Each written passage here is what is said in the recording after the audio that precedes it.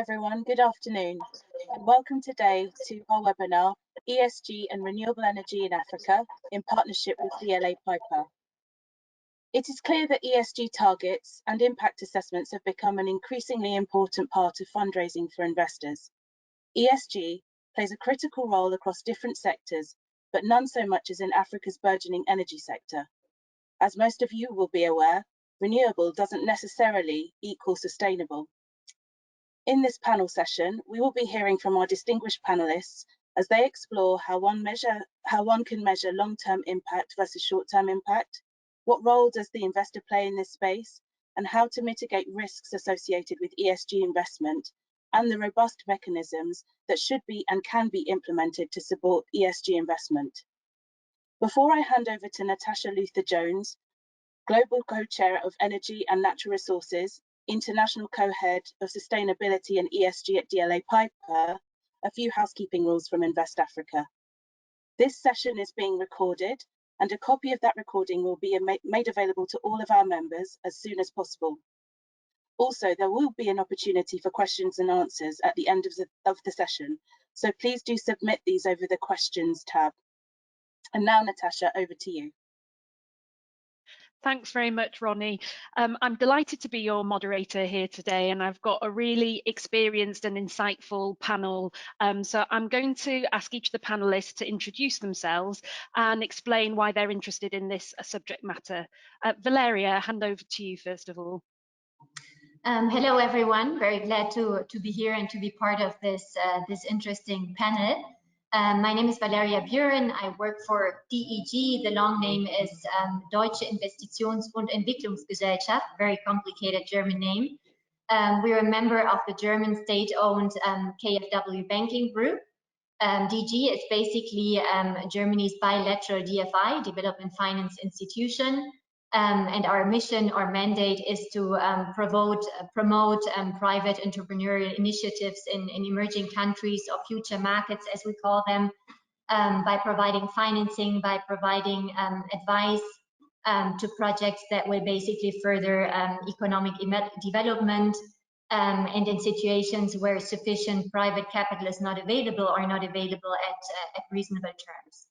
I'm personally part of the project finance team covering primarily Africa and Latin America for energy, but also infrastructure more broadly. And maybe as a last point, I've been part of the DFI community for the past 10 years, having worked for both DG and IFC, the International Finance Corporation, in different functions and across regions. Thank you. Great, thank you. Orli. Thank you. Yeah, I'm not on mute this time. I'm Orli Arav. I'm a managing director at Lionshead Global Partners. We have two businesses. One is advisory, where we specialize on the energy sector across emerging markets, but also we have a sustainable finance and green bonds practice that we work with companies to raise funding, again, globally. My side is more the asset management. I spent the last 16 years investing in Africa around infrastructure, and the last 44 years specializing mainly on renewable energy. I'm managing one of our renewable energy fund called FEI, Facility for Energy Inclusion, which is we can fund up to 25 megawatts projects on grid and off grid. But we, as Lionshead, we have 3 dedicated funds for renewable energy and energy efficiency. And energy efficiency is one of this new kind of kid of the block where you can reduce a lot of greenhouse emission by actually not producing new green megawatts, but actually taking away the polluting part. And that's something we set up actually with the support of KfW as our anchor investor, a fund which is called Africa Go Green to do that.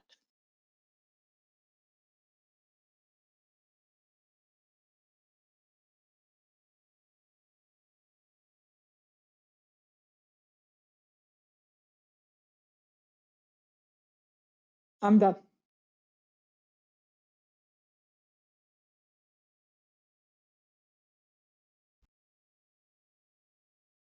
Hi, Natasha.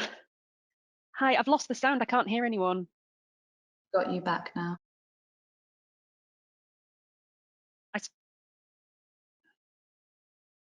Hi, can you hear me? Can you hear me again now? Oh, sorry, don't know what technical difficulties. It's been, yeah, if you knew what had gone on beforehand, you'd share some sympathy with us here. We've had a few technical difficulties. Beatrice, have you managed to introduce yourself yet as one of my fellow DLA partners? I was delighted to have you on this panel. Thanks a lot, Natasha. I'm very excited to be on this panel. My name is Beatrice Nyabira. I'm a partner at the DLA Piper Africa firm based in Kenya. We do advise on renewable projects and have been working on them from different perspectives, lender, sponsor, government, and I guess that's how we find ourselves engaging with this topic. We do find that more and more, there's a lot of questions and interest around proper ESG practices and the like.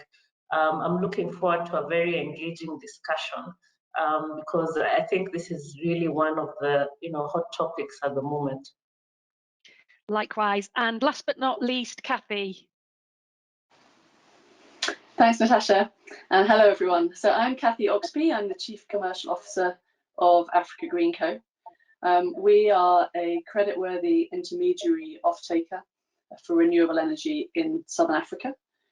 And ESG is really core to what we're doing. Our initial investor base is from the DFI community, who are obviously super interested to ensure that everything we're doing is ESG compliant, and then the projects with whom we will be contracting, buying power from, it's fundamental to us that we ensure that they also comply with best practice in terms of ESG. Great, thank you. So we've got, as you can tell, a very experienced panel here. So I'm going to kick off the debate with quite an easy question, but I think it's a necessary one. Valeria, maybe I could ask you, why is ESG important in the context of African renewable energy projects? Okay, thank you, Natasha. Welcoming or having the lens of the DFI and the Development Finance Institution. Actually, ESG aspects are always something that we really keep into account and track, and that has always been the case. Now in the case of DG, with a renewed focus on the environment, climate and climate change, I guess the topic of our times. But it's always been there and an integral part of our due diligences. Why do we believe ESG aspects are so important? Basically, because only if you take ESG aspects into account, investments, especially in the infrastructure space, are broadly accepted across stakeholder groups and become truly sustainable in the long term. And that is not necessarily unique to the African context. It actually applies across regions, but it is particularly important in the renewable energy space.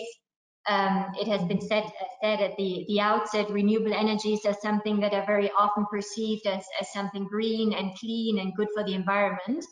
And I don't want to say that the opposite is the case, but it's projects that can actually have a major environmental footprint and a strong impact on different stakeholder groups.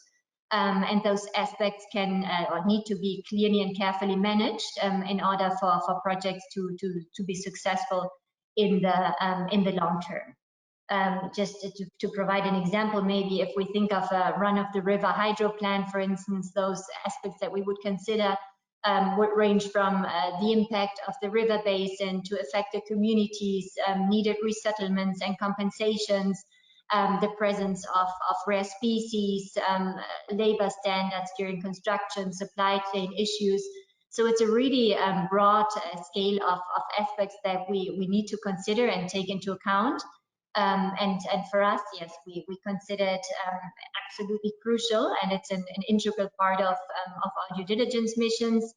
And also one of the aspects that we use to actually track the development impact we have as a development finance institution. So we don't just look at the financial, the economic side of the projects, but also in particular at these ESG aspects and how we track and affect those. Thank you. So Beatrice, what have you seen on a personal perspective on the projects? Why do you think ESG has become more prevalent, particularly I suppose in Kenya where you practice? I think more and more, Valeria has touched on, long-term sustainability of projects. And I think more and more driven by the financials, the DFIs and the like, it's becoming very important to take into account ESG considerations. We do find that it's actually critical when you're looking at, say, social license from communities. If you're looking at minimizing, interventions from regulators or government, it's very important that you put in place certain safeguards. There's also a school of thought that now, and well, previously it may have been thought that incorporating some of these requirements makes it, uneconomical for projects. But now more and more, when people are looking at this from a sustainability perspective, it's turning out that you're really not worse off incorporating these, and probably long term, the returns don't get worse than what you would have got, without them. So I think more and more, ESG is gaining prominence and has to be going forward, especially with all the concerns around climate change, the pandemic, and what lessons people are taking from it. Thanks, Beatrice. Cathy, clearly you have a perspective from a couple of different directions. Have you got anything to add to that? Why is it so important in Africa and you're seeing it rise to prominence? Yeah, absolutely. And I think, it's not only, say, a moral imperative to ensure that the operations that we're supporting, in these developing countries are sustainable and look at the broader impact on the communities and the environment, but it's also a commercial imperative.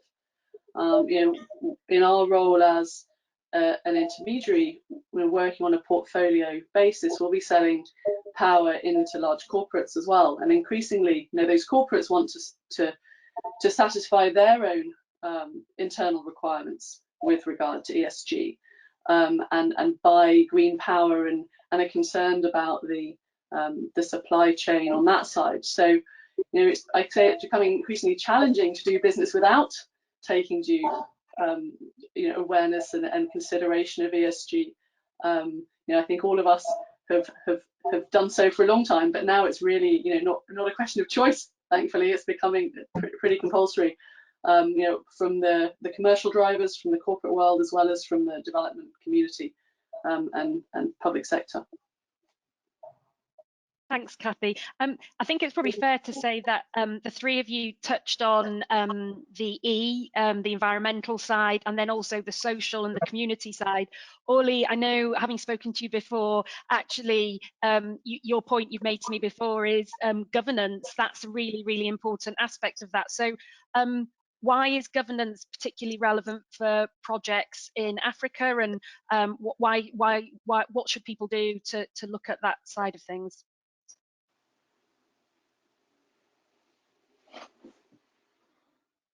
Oh, we can't hear you. I think we've lost sound again.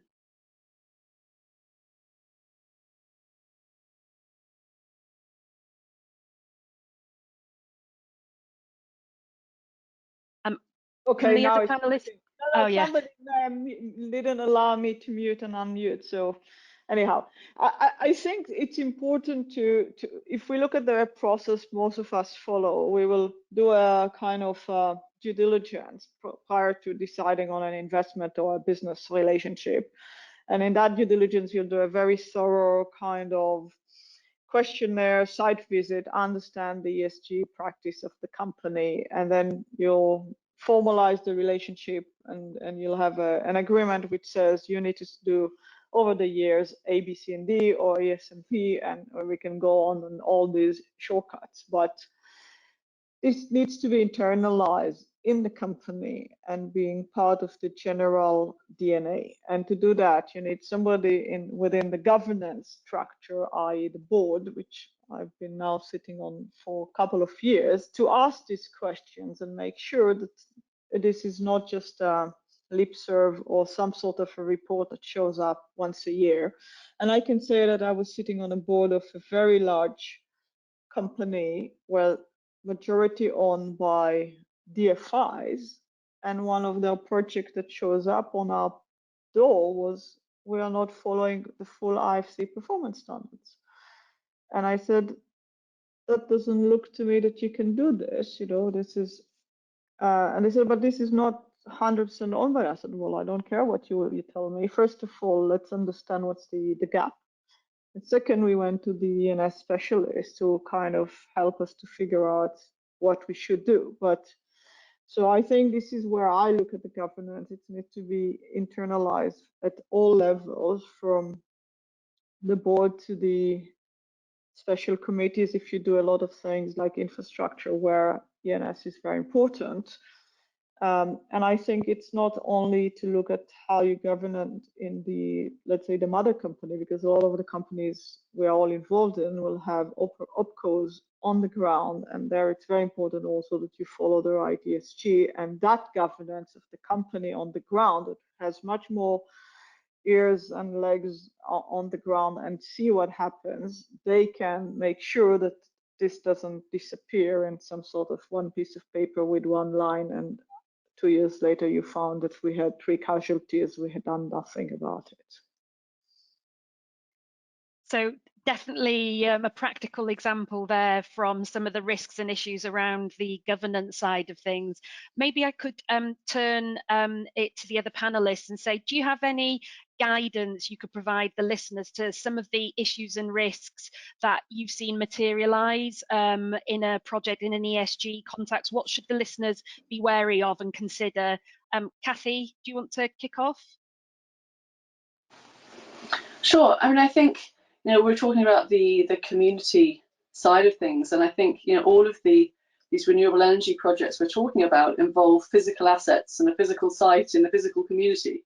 And, it's absolutely key to the success of the project during construction and ongoing operations that the community has been involved in the process, understands, what's happening, what the impacts are for them, what the benefits are for them.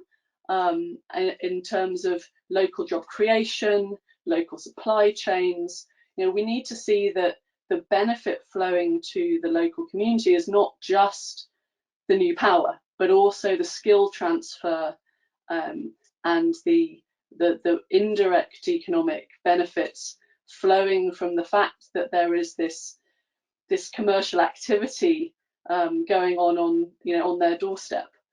And so, we as Greenco, for example, are in the process of running a tender at the moment for the first project in Zambia, and one of the selection criteria in that tender is the local content. We're not specifying whether that has to be local ownership or it has to be certain local employment percentages, but there are a range of different factors, and different bidders can choose which of those to emphasize more. But it's clear there are significant points available for the innovative ways that bidders may choose to involve that local content. And so that's on the sort of social side, and then on the environmental side, obviously also key that we're not having long-term detrimental impacts in the environments that we're working in. Our recent recruits into our Lusaka office include a colleague who spent a long time working at the Zambian Environmental Management Agency, and so has brought all of that expertise into the team to ensure that, obviously we require detailed environmental and social impact assessments from the IPPs that we're considering contracting with, but also following that through and ensuring ongoing monitoring and compliance with the environmental and social management plans, to ensure, as other speakers were saying, this isn't lip service. It really is an integral part of the ongoing business operations. Can I chime in for 1 second here? Sorry to jump in, because what Cathy said is very important, but I want to add one more kind of layer to it, because when we look at the community and the local population, one of the things I've learned in the last 16 years of doing business in Africa is a lot of time when you do these surveys, you actually go and see, you don't see the people who are the one who are affected, which will be the women and the mothers. And I think it's very important also to identify who you want to consult it in, and not just bring the community and most of the elders show up, but actually there's no representation or fair representation of everyone. And if I'm sorry if I jumped in, but I think this was relevant and important. Yeah, it's a really important point. I don't know if the panelists have anything else to add on that, but if not, I'd quite like to. I think it's obvious people have got a really good understanding now of the issues that need to be addressed on renewable energy projects in Africa from an ESG perspective.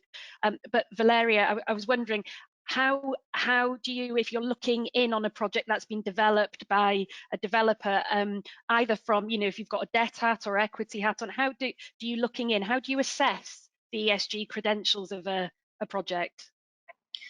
Well, obviously we have our own in-house ENS experts that are always on board in projects, and especially in the African context, we very much work with local counterparts as well. And jointly our ENS experts working with local counterparts that are more familiar with the local context would conduct a proper environmental and social due diligence. And mostly the basis or the starting point would be, as Orli before mentioned, IFC performance standards that cover a broad range of issues. Some of them we have already covered now.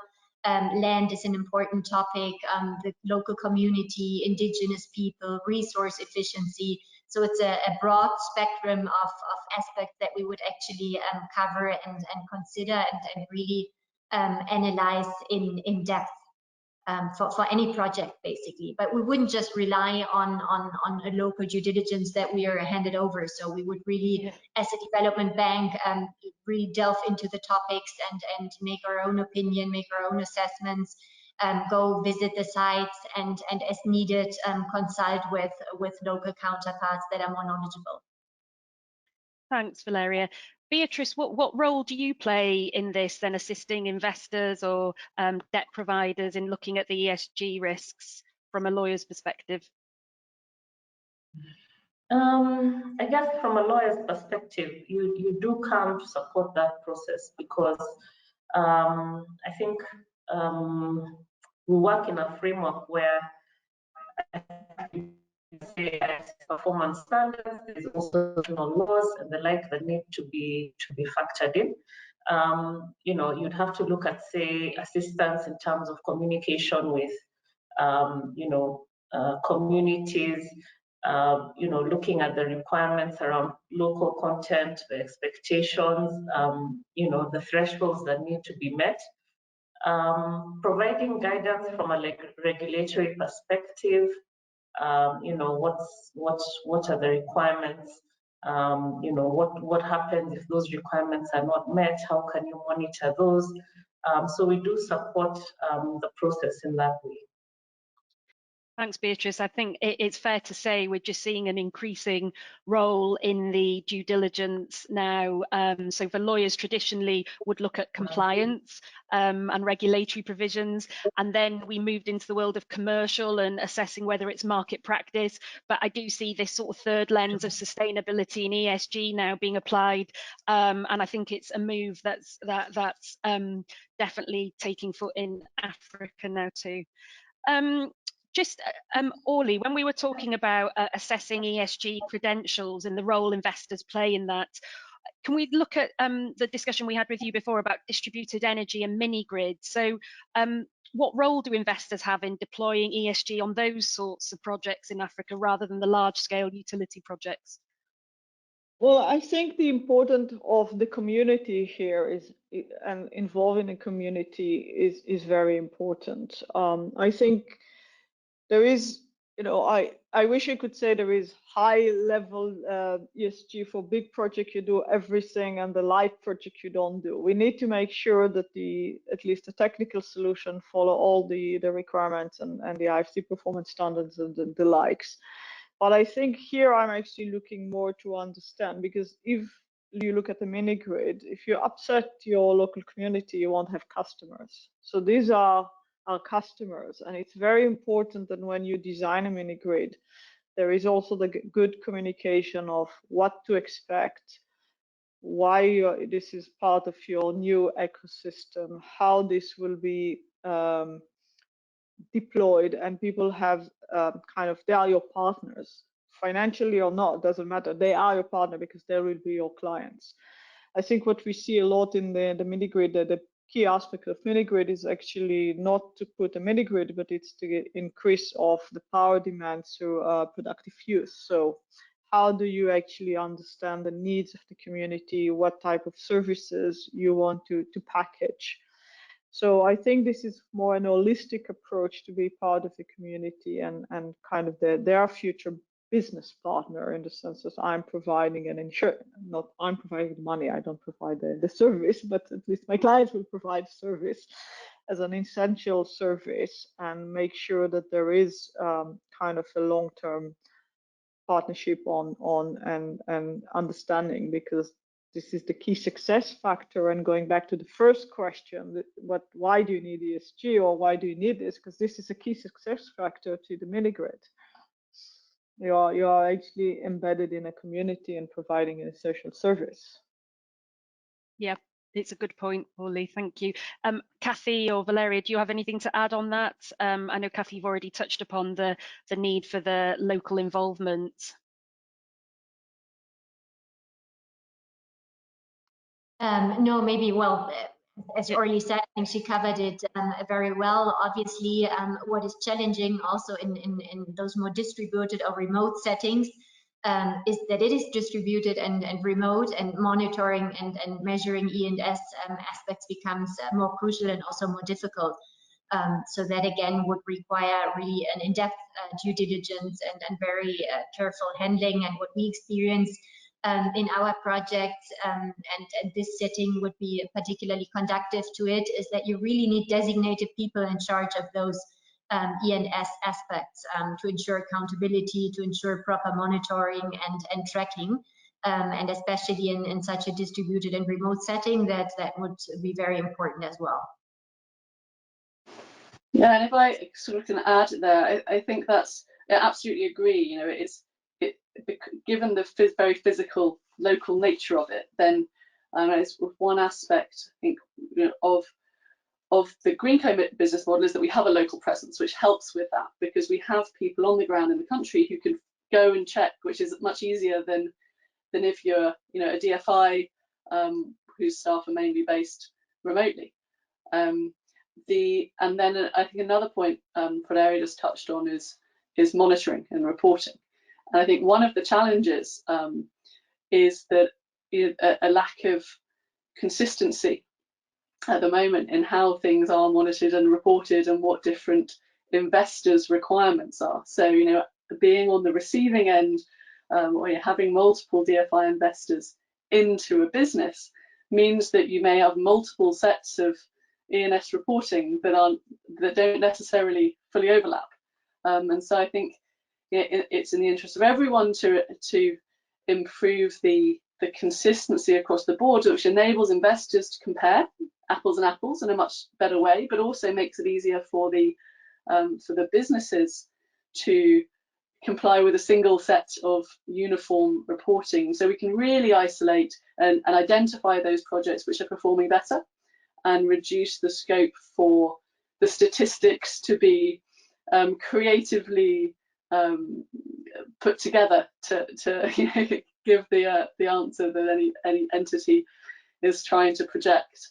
One thing we're doing at the moment, we've brought in a specialist to devise some impact reporting metrics for us. One of the impacts that Greenco is looking at achieving is greater regional integration through improving the environment for multi-buyer, multi-seller using the regional markets. And it's a very difficult thing to measure, because it's not about counting the number of new connections. I mean, whenever you're looking at on-grid renewable energy, then those traditional impacts that everyone looks at, like new connections, number of new beneficiaries, etc., are much harder to track, because the electrons go onto the grid and they're not painted with your logo on the back. You can't see exactly like where your electrons get to.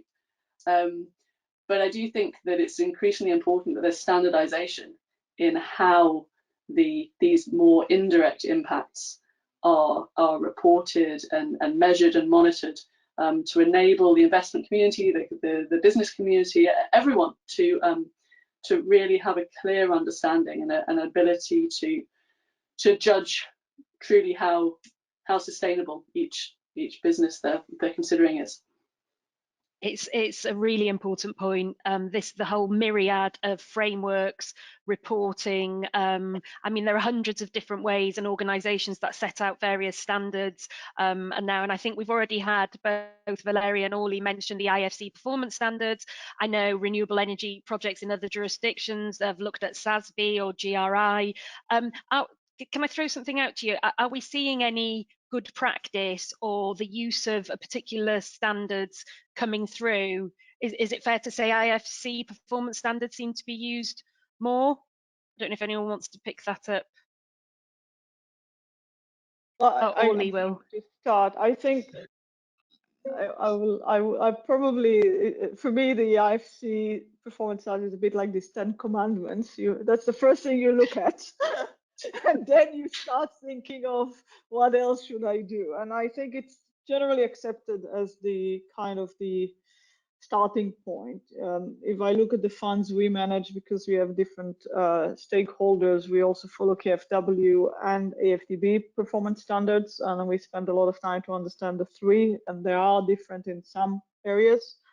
But I think, again, the 16 years of doing investment in Africa, I didn't, and a lot of what been in renewable energy, I haven't seen something else that everybody, all the others are ready to kind of sign off and say, if you've done that, that's okay. I think the question is also how over time we will see. For me, it's more the impact measurements, as Cathy said, what is important, and not just the performance standards, because the impact measurements, this is where it's the wild west. There's no even one commandment to follow, and I would be happy if I had 5 to say, okay, this is the 5 basic we all want to report and measure in the same way. And when I used to work for Emerging Africa Infrastructure Fund, I have to say I spent at least a good year with 7 or 8 institutions trying to agree something. I maybe they agreed after that, but I don't think we managed. So I'm calling back Brit Brother and the likes to maybe help us on that. It sounds like there's a big business opportunity there, though, to come up with some really good practice standards for Africa. So if anyone wants to take that forward. Sorry, Valeria. What standards do you tend to use? Is the question to me or? Yeah. Okay, no, sorry. No, I just wanted to add to what Orli says. It really fully resonates. I think IFC performance standards is very broadly accepted industry standard, so to speak. But it's true that once you come to the measurement, particularly the impact measurement, it becomes much more difficult. DG used to have a system that it actually used to market to other European DFIs, so there was a bit of consensus among those at least. So that really helped, and it's easier to sell it to your clients. You need to check those, and for all the other DFIs, you need to do the same. But I think we've gotten away actually a bit from this consensus, and yeah, I guess Orli is right in that she says it's probably not the Wild West, but not too far away from there either. And it's just very hard to explain to clients. Every bank comes with their own form, with their own metrics.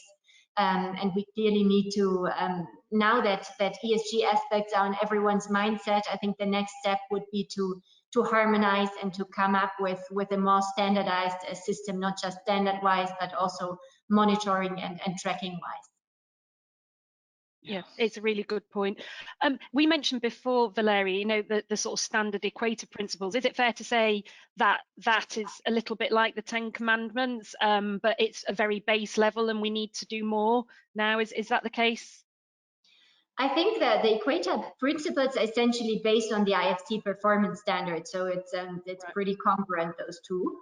Yeah, kind of. That's the basis. I don't think we necessarily need something else.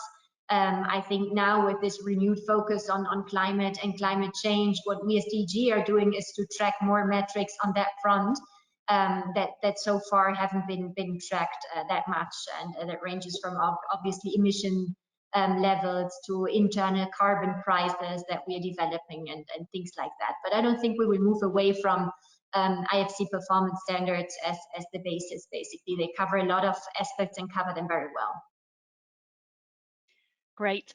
Maybe sticking on what is quite a difficult subject then, how do you measure impact investing? One thing that I've always struggled with, and I'd like to know more, and I'm sure our listeners will, is the difference between how do you measure the short-term impact versus the long-term impact, because these projects are long-term projects. Orli, how have you dealt with that in your funds? So I think this is still again part of this big question on how do you deal with it. But I can give one example maybe that one of the projects I funded historically, which was a small hydro in Uganda, and no fund was the shareholder with another company called Toronto Energy, which later was sold to Berkeley Energy. We actually we did a specific study on this project to understand what is the economic impact of the project. Because if we looked at the basic, we said, okay, job creation, this is the people we employed in the beginning. And then when you run a power plant, you have actually 4 people you employ or 5. So not really a great job creation. And that's it. So what have you done? And the big impact is first the power. And the power, how do you measure where the power goes? As Cathy said, we don't know. It goes somewhere in this labyrinth of what cables and who knows who used it. But you try to assess. So they done an assessment on how the power went and the increase in availability of power.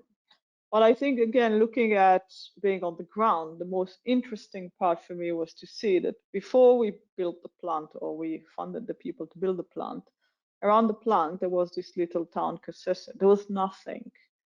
Once the plant was up and running, because there were more available power and more secured power, because power is not just the amount of megawatts or it's actually how long it's available. Power cuts is really detrimental for industries and all businesses. And the things we've seen as part of this power plant was the cement plant doubled the capacity, because now they said we have reliable power. We can know that for the next, at least that the days, that most of the time this power is there, and that allowed us to double our capacity. Before, even if we had power, but it didn't really turn the machines, it didn't help us. And the whole strip next to the plant was full of small businesses. We had a coffee shop, finally they had like a fridge, and then there was the barber and the haircut with the machines. And that's what is the long-term impact. And then if you look at the other impact of this, so you have a business, now I have money to send my kids to school, and I have somebody to employ, and that employ. And I think that's what we need to try and look at, this multiplier effect. And try thinking, you know, what's fair to include, because also I can say, yes, we provided 8 megawatts, and now 8% of the, I don't know, 2% of the GDP in Uganda for the next 20 years comes from us. And yeah, that's what I call impact wash. And the other is kind of looking at something else and saying, okay, what's the realistic approach to this? And I think that study, which I think is still available on the Pitch website, is quite interesting. But so I think there is something to, again, start to think about what is the true impact. And if I go back to mini grids, that you can measure, because once you start selling appliances, you can show that as no power plus appliances, what happens. So this is an interesting long-term impact to see how these appliances is changing the economics of that specific community or the region. I hope that kind of helps. Definitely, that was a really thorough answer, and I'm going to turn it over to Cathy. But before doing that, I have to congratulate you on Impact Wash. Never heard that before. So, Cathy, have you got anything to add on that sort of the short and the long term on impact? I know it's a difficult one. Sure. Yeah, I mean, I can only really agree with everything that Orli says. I mean, you know, I think long term, I think that there's a general recognition that we have to achieve SDG 7 before we can achieve most of the rest of the SDGs. I mean, access to clean and reliable and affordable energy is such a catalyst for so many other things, not just economically, but also health and all those other things which indirectly rely on power. But then, you get your impact wash. I mean, how far do you let the snowball roll, and gather all these things around that initial seed? And I think that's really what it comes back to. We need to agree some metrics for how you measure these things. Otherwise, a lot of creativity, a lot of thought will go into it, but it maybe won't be as useful if everyone's coming up with their own. Great, thank you. Look, we're keen to get questions from the audience, so we're going to turn it over to the audience shortly. But maybe it wouldn't be a webinar on renewable energy in Africa if we didn't ask a question which gets asked a lot. Putting ESG to the side for the time being, what bottlenecks have you seen in Africa for renewable energy projects, and are you seeing an improvement and a move away from some of those bottlenecks? Who would like to answer that first? Which bottlenecks don't you see? I mean, I think there is a very high risk perception for investments in Africa. And one of the challenges is trying to overcome that and demonstrate that the reality isn't as bad as many people think. But in the current climate, post-COVID, all the additional challenges that many of the countries in the region have been facing, and the impact on the overall economic position and balance sheet of those countries makes it harder to back projects where the primary off-taker is the national utility, without placing too much of a burden on the utility, on the government standing behind the utility, and then the development partners standing behind them. And really, it's this recognition which was the birthplace of Greenco. Greenco is looking at bringing new generation capacity online in a slightly different way by providing a creditworthy intermediary that can provide that long-term creditworthy counterparty to the projects, but in turn sells across the portfolio. So you're breaking that cycle of sole reliance on a single off-taker. And it's that sole reliance which leads to the need for all these sovereign guarantees and multiple layers of guarantees on top. So I think in terms of bottlenecks, the lack of creditworthy off-takers has been a really key one. And if we're to achieve SDG 7, the scale of new generation required and the cost of that new generation simply can't all be put on the government balance sheets, the African government balance sheets.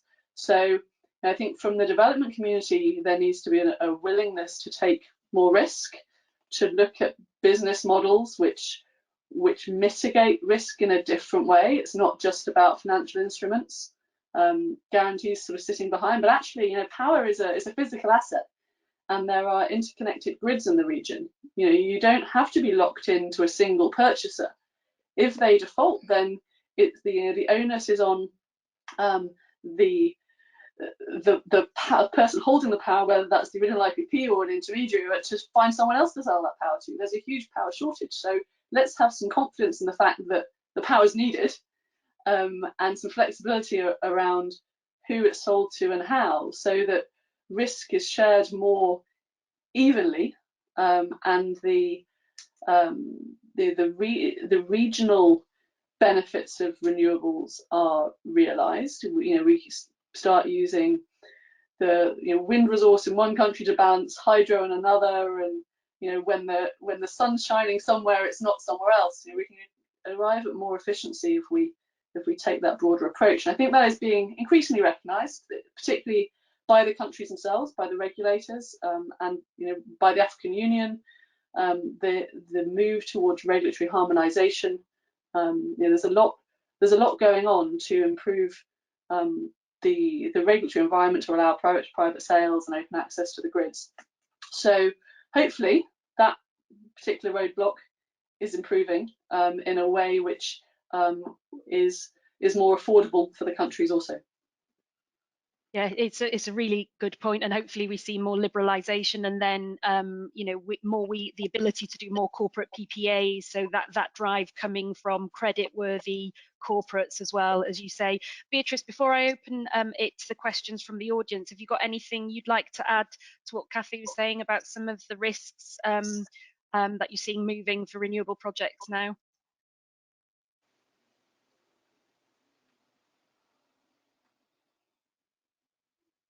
Oh, we can't hear you.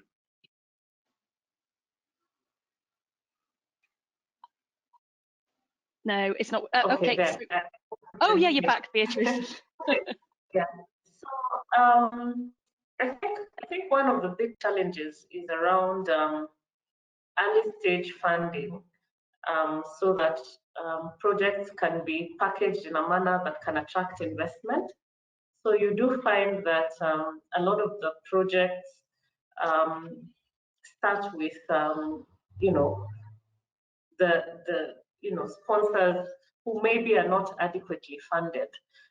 So by the time they come to market, they can't really attract you know, interest, because they just don't meet quite a number of the requirements for the DFI or commercial lenders. I think that's a challenge.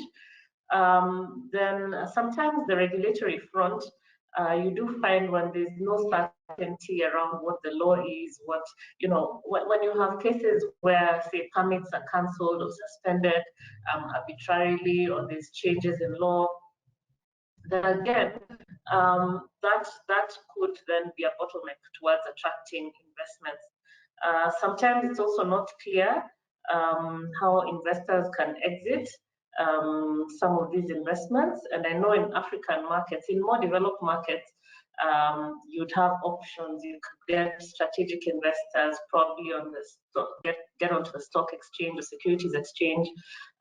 Here the options then are probably limited. So I think such things do affect really move into such projects. Great, thank you, Beatrice. I have to say, panelists, we have got the best questions so far, actually, that's come through. I think this is really, really interesting question. So is one of the initials more important than the other? International financiers might focus on the E, but locally, is it more about the S and the G? I love that question. Who would like to pick that one up first of all? Maybe I can give it a start. I think they are all important, actually, especially the E and S part. The G part is probably more an enabler than an aspect in itself that allows you to track and monitor and have an objective view on the others. And the E and S aspect, actually, it's true that if I look at DG's portfolio, also the projects I've worked at IFC, if we had issues, it was very often on the social side. And we've touched on it, the importance to involve local communities and to be truly aware of the different stakeholder groups, and not to neglect them, to make sure they are on board for your project to succeed. But obviously the E is important as well. I guess the environment doesn't complain as loudly as people if they are affected, so that helps. Nevertheless, the impact is probably as dark. I'm not sure. I have to say, Orli, you go. Are you going to challenge that answer, given the importance of G for you? Go on.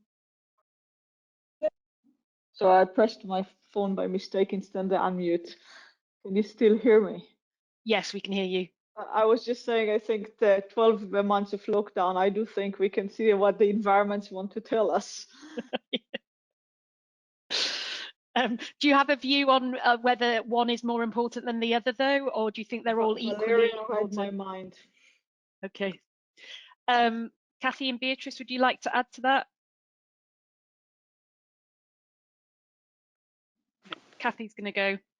Yeah, I mean, nothing major to add, really. I mean, I think you're sort of touching on Valeria's point. The environment doesn't have a loud voice, at least not in the short term. Maybe it's a bit of a long-term, short-term view. I think the perhaps the sort of community sees its direct impact right now, but obviously the long-term impact on the environment should be just as important locally, and the practicalities I think we touched on of how important it is that the community supports a project, otherwise it can have such fundamental impacts on the success of the project. So from the international investor perspective, it really does need to be equally as important, so not just morally but also commercially. Okay, thank you for that. Right, we've got another question which has come through, which is looking at it from a different perspective now. Is Africa ready to support investors, knowing that in African countries there is still a lack of infrastructure? So rather than why do investors want to come into Africa, but is Africa actually ready to take the influx investors given the lack of infrastructure? Well, I think the lack of infrastructure create the investment opportunity, but that's why I'm kind of trying to turn my head, but maybe I misunderstood the question. No, I think that's right. I think it's saying there's a lack of infrastructure there. So if you want to come in as an investor and invest there, does that put, does it put people off? Is it ready actually for the amount of investment it needs?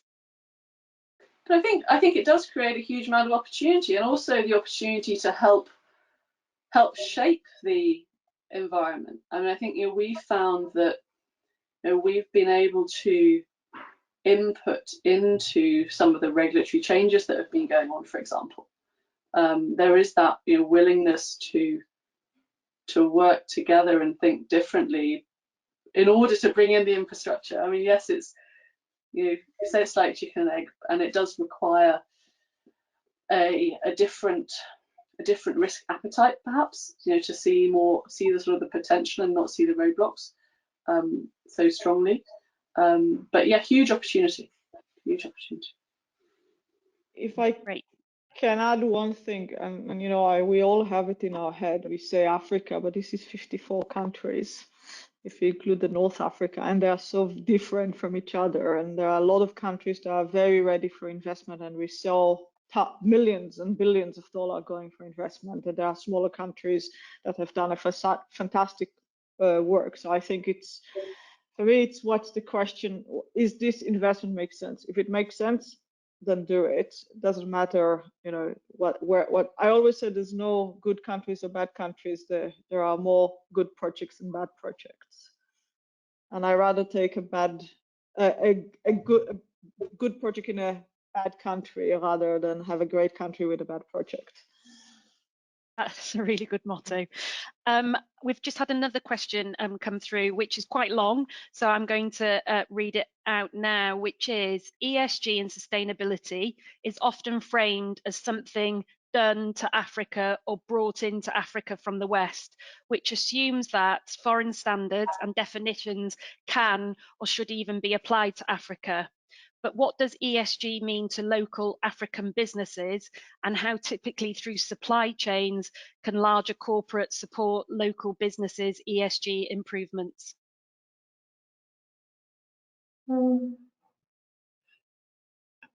Beatrice, would you like to go on that?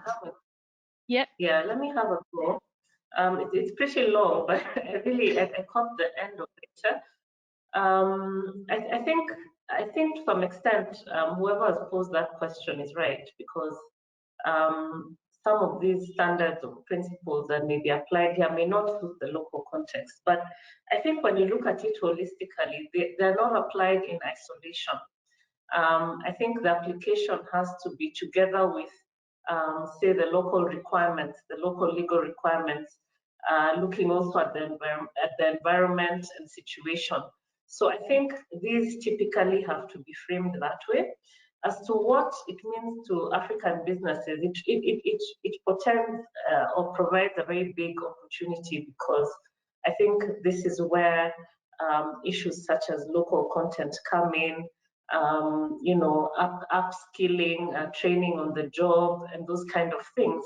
So I do think that it provides an opportunity through the whole value chain, in terms of, say, providing projects that people actually need, and opens opportunity for other businesses, supply chain, in terms of suppliers, you know, providing inputs into projects and the like. So I do think that it can be used very positively to promote local business. Maybe to add to what Beatrice said, it's an interesting question, and it really reminds me of a lot of clients I've seen at DG and also IFC that somehow feel that those ESG aspects are something we impose on them, and it's like a burden and an additional nuisance that they have to take care of. And it requires like a mindset change on the client side to truly show them, okay, this is something that really has intrinsic value for you and for your project. And it might be a burden or difficult or expensive in the short term, but it will actually make you strive in the long term. And it's interesting if you are with clients over a couple of years, how they actually start to realize that. It's not something that is imposed. Yes, it might be a requirement, it might be a non-financial covenant, but it actually has a lot of merit and is something that will help them, not be a burden just. Yeah, and I think it's probably an example of learning from our mistakes as well, and you know, wanting to ensure that you know, the pace of development that we are seeing and will see in Africa over the next decade is immense.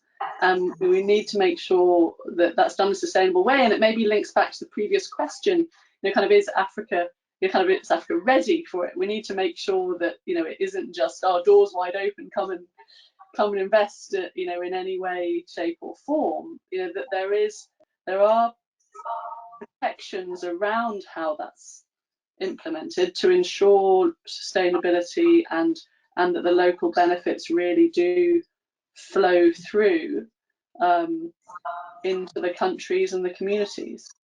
So I agree that it's a sort of a process.